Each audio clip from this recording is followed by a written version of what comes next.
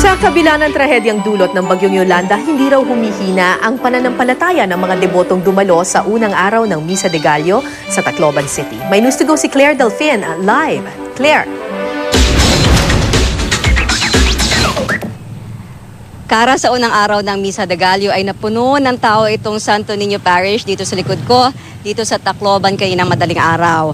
Itong Misa de Gallo o mas kilala sa tawag nating simbang gabi ay preparasyon sa pagdiriwang ng Pasko. Sa 9-day Novena Mass na ito, binibigyang pugay din sa Blessed Virgin Mary. Ayon kay Father Amadeo Alvero, ang Director ng Commission on Social Communications ng Archdiocese of Palo, espesyal ang selebrasyon ng 9 na araw na Misa de Gallo. Sa kabila ng trahedyang dulot ng pagkagupit ng Bagyong Yolanda, ay hindi raw humina ang pananampalataya ng mga nagsisimba, bagkus lalo pa raw itong tumibay. Ang Santo Niño Parish ang pinakamalaking simbahang Katoliko dito sa Tacloban at maging ito ay napuruhan ng Bagyong Yolanda. Sira-sira ang mga bubong dito na pansamantala lamang tinakpan ng tolda. Sa Pebrero pa raw masisimulan ang pagpapaayos ng simbahan.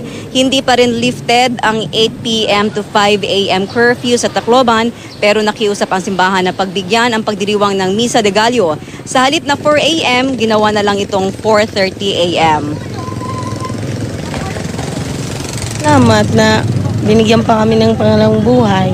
Nagpapasalamat sa Panginoon na nakaligtas kami dito sa Typhoon Yolanda sa nangyari sa amin dito sa Tacloban.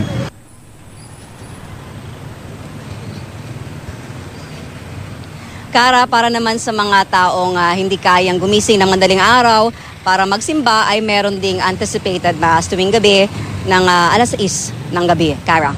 Maraming salamat, Claire Delfin, nag-uulat mula sa Tacloban City.